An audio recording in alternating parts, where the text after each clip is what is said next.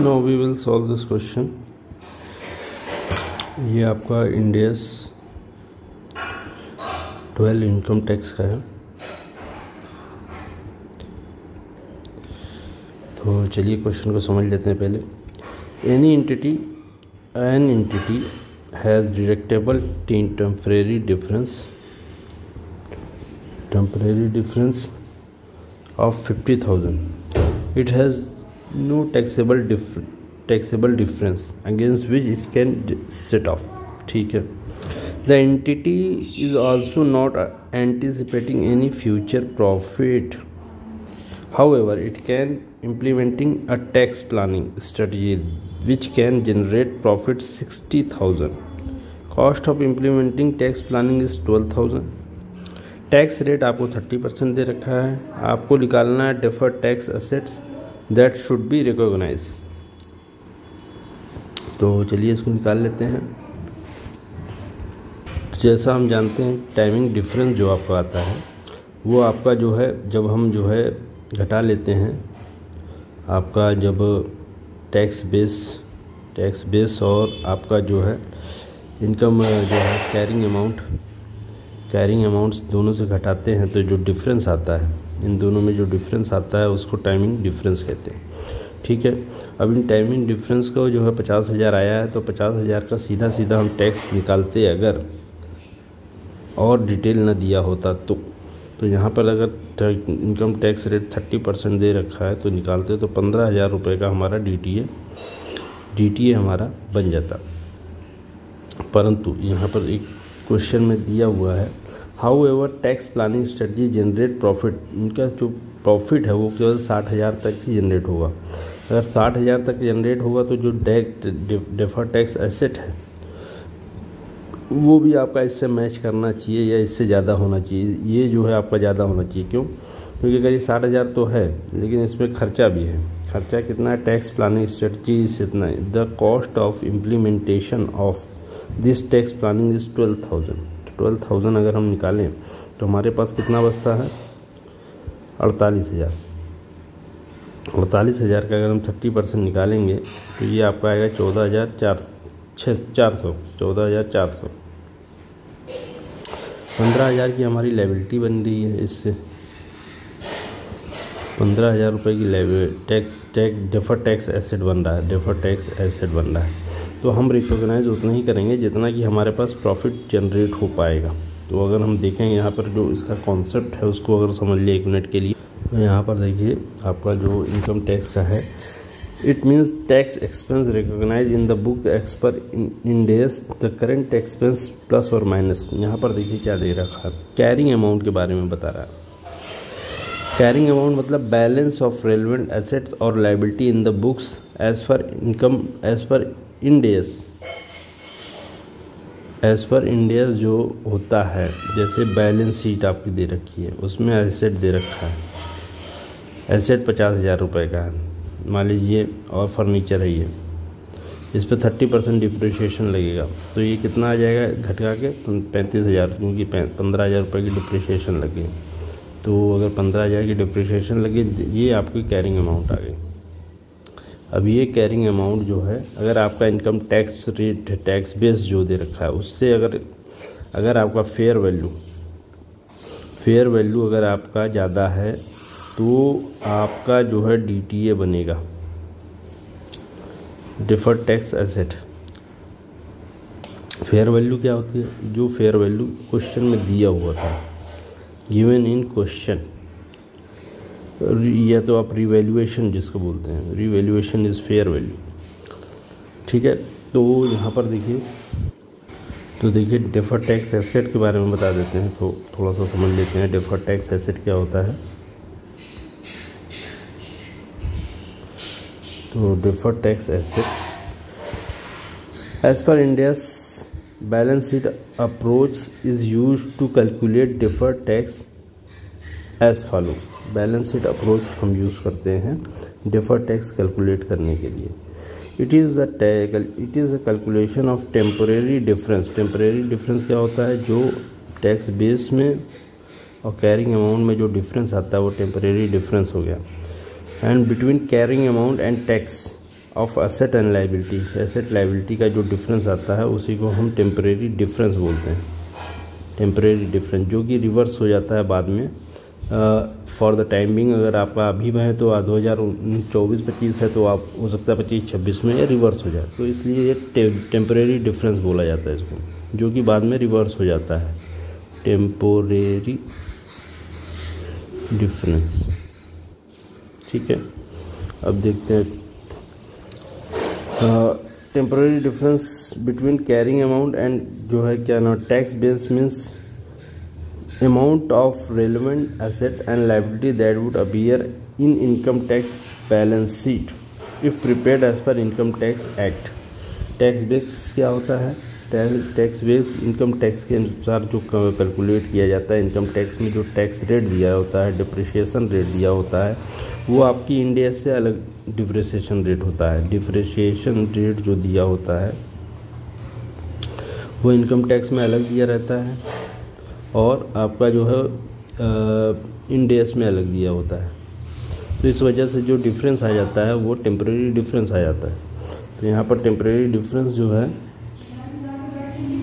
Temporary difference between tax base means amount of relevant asset and liability that would appear in income tax balance sheet if prepare as per income tax act. ठीक है, ये tax base के बारे में बता दिया।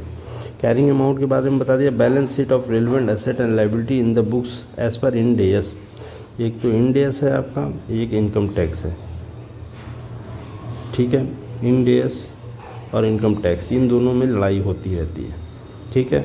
तो यहाँ पर जो इंड एस के हिसाब से जो बनेगा वो कैरिंग अमाउंट आएगा और टैक्स बेस के हिसाब से जो बनाएगा वो आपका जो आएगा क्या बोलते हैं, टैक्स बेस के हिसाब से बनेगा वो इनकम टैक्स के हिसाब से बनेगा। इंडेस के हिसाब से कैरिंग अमाउंट निकलेगा, इनकम टैक्स के हिसाब से टैक्स बेस निकलेगा। यहाँ पर देख लीजिए।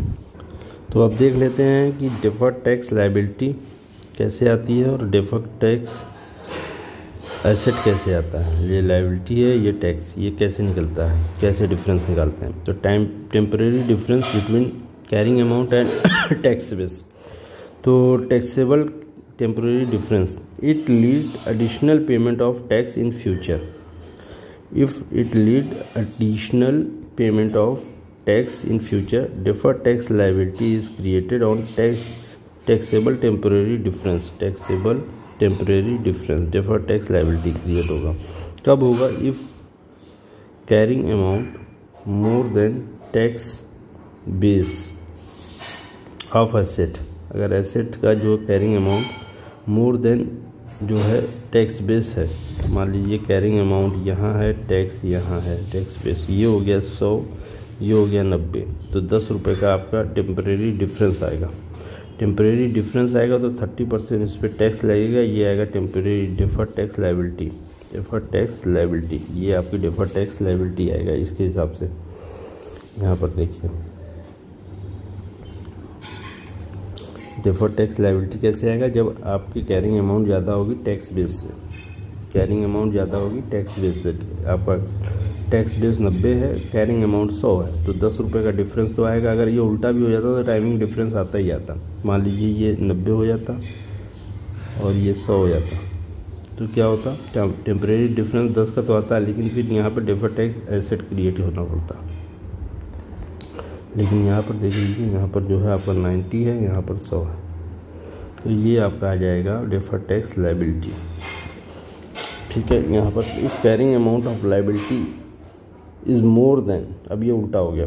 अगर कैरिंग अमाउंट की लायबिलिटी, कैरिंग अमाउंट की लायबिलिटी टैक्स बेस से ज़्यादा है ना कम है, मान लीजिए 90 है और ये 100 है, तो क्या आएगा, तब भी आपका जो है डिफर्ड टैक्स लायबिलिटी ही आएगी। डिफर्ड टैक्स लायबिलिटी ही आएगी।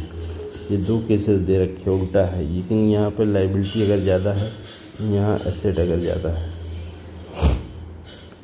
समझ में आ गया? अगर यहाँ पर लायबिलिटी ज़्यादा है, लायबिलिटी अगर ज़्यादा हो गई तो भी आपकी डिफर्ड टैक्स लायबिलिटी आएगी। अगर एसेट ज़्यादा हो गया, एसेट कम हो गया कैरिंग अमाउंट का, कैरिंग अमाउंट का एसेट बढ़ गया यहाँ पे एसेट में, तो लायबिलिटी आपकी बढ़ जाएगी। कैरिंग अमाउंट का लाइबिलिटी यहाँ पर घट गई तो भी आपकी लाइबिलिटी बढ़ जाएगी, डिफर्ड टैक्स लाइबिलिटी क्रिएट होगी। इसी तरह temporary different saving to tax, यहाँ पर डिफर्ड टैक्स एसेट निकालने का दे रखा है, वही उल्टा हो गया। Carrying amount more less than हो गया, यहाँ पर देखिए कैरिंग अमाउंट लेस देन यहाँ पर 90 हो गया है। एक सेकेंड, यहाँ पे 90 कर दिया, यहाँ पे 100 कर दिया, ठीक है। तो अब यहाँ पे क्रिएट हुआ डिफर्ड टैक्स ऐसे क्रिएट हुआ। और इसी तरह यहाँ पर देख लीजिए,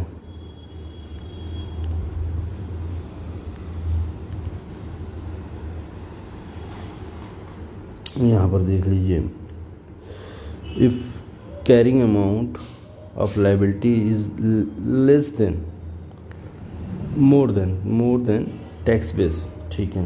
carrying amount of liability is more than, carrying amount is more than जो है आपका टैक्स बेस, तो कितना होगा आपका निकल कर आ जाएगा यहाँ पर।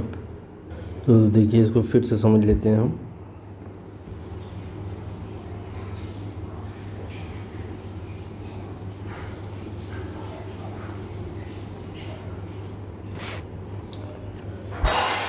हम जो है टेम्परेरी डिफरेंस निकालने के लिए between carrying amount and tax base, taxable temporary difference if it leads additional payment of tax in future, अगर एडिशनल पेमेंट आपको फ्यूचर में करना होगा तो उस केस में आपको liability deferred tax liability is created, deferred tax liability create करनी पड़ेगी on TTL TTD taxable temporary difference पे हमें लाइबिलिटी क्रिएट करनी पड़ेगी। If carrying amount of asset more than, ये मोर देन है, more than tax base of asset, इसको समझ लेते हैं क्या होता है ये। If carrying amount of asset is more than tax base, तो आपको DTL क्रिएट करना पड़ेगा। जैसे इनकम टैक्स कह रहा है आपके पास 100 रुपये का जो एसेट है और 100 रुपये की लाइबिलिटी है, तो आपने इनकम टैक्स के हिसाब से 25% मान लीजिए इस पे है, तो आपने इस पे पे कर दिया 25 रुपये का लाइबिलिटी, DTL क्रिएट कर दिया, ठीक है। लेकिन एक्चुअल में आपकी जो है लाइबिलिटी जो है ज़्यादा है, कैरिंग अमाउंट ऑफ एसेट मान लीजिए 150 है, लेकिन आपने जो है पे किया है कितने पे, 100 रुपये पे, तो 50 रुपये का जो डिफरेंस आ जाएगा इस पर आपको एडिशनल टैक्स पे करना पड़ेगा 25 रुपये, 25% निकालेंगे इसका 50 रुपये का, तो आपको 12.5 रुपये आपको additional deferred tax liability create करनी पड़ेगी। ये लॉजिक इसके साथ यही लॉजिक है। आपकी जो है टैक्स बेस, ये मान लीजिए कैरिंग अमाउंट ऑफ एसेट जो है 100 रुपये है और ये मान लीजिए 90 रुपये है, ठीक है, 90 रुपये। Carrying amount is more than हो गया, तो आपने पे किया है टैक्स किसके हिसाब से, हमेशा पे करते हैं टैक्स बेस के हिसाब से, 90 रुपये पर टैक्स पे किया है, लेकिन पे करना था 100 रुपये पे, तो 10 रुपये का जो डिफरेंस है उस पर आप 10 रुपये के एडिशनल टैक्स पे कर दीजिए, डिफर्ड टैक्स लाइबिलिटी आप पे लग जाएगा। लाइबिलिटी डिफर्ड टैक्स इस पर 30% आप लगा कर दे दीजिए, तो ये निकल जाएगा 3 रुपये की डिफर्ड टैक्स लाइबिलिटी आपकी बन गई। और इसी का उल्टा लाइबिलिटी के केस में हो जाएगा, अगर ये लेस देन हो गया, carrying amount of liability is less than this, तो फिर इसको भी समझ लेते हैं। कैरिंग अमाउंट ऑफ लाइबिलिटी मान लीजिए 90 की कैरिंग अमाउंट है और 100 रुपये की जो है आपकी डिफर्ड इनकम टैक्स है, टैक्स 100 रुपये की लाइबिलिटी की बाद में 10 रुपये का डिफरेंस आ गया। अब ये आपने पेमेंट किसके क्रिएट किया था लाइबिलिटी, आपने इनकम टैक्स के हिसाब से क्रिएट किया था, इस पर 25% आपने क्रिएट कर दिया, इस पर 25% कर दिया, मान लीजिए इक्वल रेट ले लेते हैं, अलग अलग रहता है लेकिन फिर भी इक्वल ले लेते हैं, तो आपने इस पर 25 रुपये दे दिया और 90 रुपये पे जो निकाला है 25% वो 22.5 रुपये है। आपकी डिफरेंस कितनी आ गई, 22.5, 2.5 रुपये का डिफरेंस आ गया, तो आप लाइबिलिटी आपकी डिफर्ड टैक्स लाइबिलिटी क्रिएट हो जाएगी। अगर आपका कैरिंग अमाउंट, फिर से समझ लीजिए, carrying amount of liability less than income tax है, इनकम टैक्स बेस मतलब इनकम टैक्स, तो उस केस में आपकी डिफर्ड टैक्स लाइबिलिटी क्रिएट होनी ही होनी है, क्योंकि आपने टैक्स जो दिया है वो लाइबिलिटी पे दिया है। और ये मान लीजिए आपका लाइबिलिटी का केस, मान लीजिए लाइबिलिटी ये आपका लाइबिलिटी जो है 90 है और ये आपकी 100 है, यही कह रहा है ना। Less than carrying amount less than tax liability, carrying amount less than, ये लेस देन का साइन है, टैक्स ऑफ लायबिलिटी, तो 10 रुपये का डिफरेंस आ गया, इस पर DTL क्रिएट हो जाएगा। और यही उल्टा हो गया इसके केस में, carrying amount is more than asset वाले केस में टैक्स आपने दिया 90 रुपये पे, बनाना था 100 रुपये पे, अब इस पर क्या कर दिया, यहाँ पे जो है 90 100 टैक्स आपको बनाना था, लायबिलिटी बनानी थी आपको जो है 90 रुपये पे, बना दिया आपने 100 रुपये पे, बनाया था आपने 100 रुपये पे, मान लीजिए ये बनना चाहिए था इस पर जो है 22.5 रुपया, लेकिन ये बन गया 25 रुपये, तो इतने की जो है आपकी लायबिलिटी हुई, डिफर्ड टैक्स लायबिलिटी। अब देख लेते हैं डिडक्टेबल, दूसरा case deductible temporary difference if it lead saving to in savings of tax in future. यहाँ पे if it lead additional payment, मतलब यहाँ लायबिलिटी बनेगी, यहाँ एसेट बनेगा, ठीक है। तो अब केस में क्या है, इफ़ कैरिंग अमाउंट इज़ जो है ये क्या है साइन, ये लेस देन कैरिंग अमाउंट, मान लीजिए 90 है और ये 100 है, तो आपकी कितनी बनेगी, टैक्स आपने बना दिया कितने पे 25%, इस पर निकाला 25 रुपये, यहाँ पे निकाल दिया 22.5 रुपये, देना था आपको एक्चुअल में इतने पे, लेकिन आपने दे दिया इतने पे, 22.5 का 2.5 रुपये की आपकी DTA आपकी क्रिएट हो जाएगी। समझ में आ गया, ये आपका लेस देन का और ये मोर देन का साइन है, मोर देन, ठीक है। If carrying amount is less than tax base of asset, deferred tax asset is created on temporary difference if carrying amount of asset is less than tax base। ये 90 है, ये 100 है, आपने tax base के हिसाब से दे दिया इसके ऊपर, तो आपका DTA क्रिएट हो जाएगा, DTA। इसी तरह carrying amount of liability is more than tax base, उसका उल्टा हो गया। यहाँ पर calculation of DTA DTL, closing balance of DTA that would appear in balance sheet, temporary tax and this deferred tax expense is recognized in profit and loss according to the item in which it is created। DTA DTL recognized in the year are reversed in future। The rate of tax used for calculation is DTA। और यहाँ पर ये दे रखा है, यहाँ पे आ जाइए, ये स्पेशल केस देखिए, यहाँ पर दे रखा है स्पेशल केसेस आपको दे रखा है। इन्वेस्टमेंट इन सब्सिडरी, एसोसिएट और जॉइंट वेंचर, अगर इन तीनों में है, सब्सिडरी, एसोसिएट और जॉइंट वेंचर में अगर ये आपकी इन्वेस्टमेंट है, in case of investment in subsidiary no DTA DTL create, कोई भी DTA DTL क्रिएट नहीं होगा, DTA DTL क्रिएट नहीं होगा। क्यों? Temporary difference as parent entity will be able to control the timing difference of its is reversible, मतलब ये reverse हो सकता है, इसलिए जो है कंट्रोल कर सकता है, इसलिए जो है DTA DTL क्रिएट नहीं होगा इन केस में। Investment in subsidiary, associate and joint venture, carrying amount of investment plus minus share in profit and loss, associate joint, tax base investment amount cost.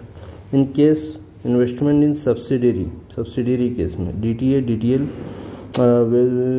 No DTA, यहाँ पर लिखा है no DTA DTL is recognized in temporary difference. Asset taken on lease, carrying amount net of asset and liability in balance sheet minus this tax base is nil since lease rent is allowed for deduction on payment of income tax. चलिए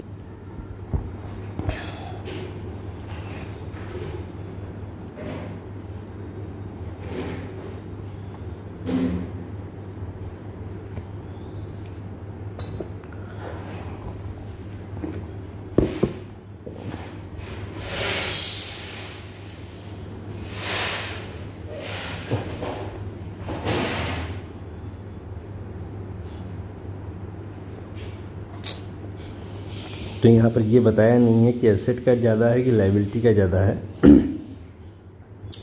asset का ज़्यादा है कि liability का ज़्यादा यहाँ पे दिया नहीं, लेकिन यहाँ बता दिया कंप्यूट DTA ही आपको बता दिया है कि DTA क्रिएट होगा। मतलब ये क्या है, आपका अगर ये एसेट है तो अगर ये एसेट का केस है, देखिए ये डिफर्ड टैक्स एसेट का है, तो यहाँ पे जो carrying amount is less than tax base of asset, तो इस केस में जो है आपका जो ये जो 50,000 आया है, हो सकता है आपका जो carrying amount of asset is less than tax base of asset होगा, तो उस केस में आपका जो है निकल जाएगा। ये कैरिंग अमाउंट लेस 90 और ये 100 रहा होगा, और यहाँ पे ये लायबिलिटी का केस है तो ये 100 और 90 रहा होगा। ठीक है, एसेट के केस में कैरिंग अमाउंट कम होता है और टैक्स बेस ज़्यादा होता है, तो जो 10 रुपये का डिफरेंस आता है उस पर DTA क्रिएट होता है। लायबिलिटी के केस में कैरिंग अमाउंट ज़्यादा होता है और टैक्स जो है टैक्स बेस कम होता है, तो उस केस में DTA क्रिएट हो जाता है। तो चलिए क्वेश्चन सॉल्व हो गया। दूसरा देखते हैं।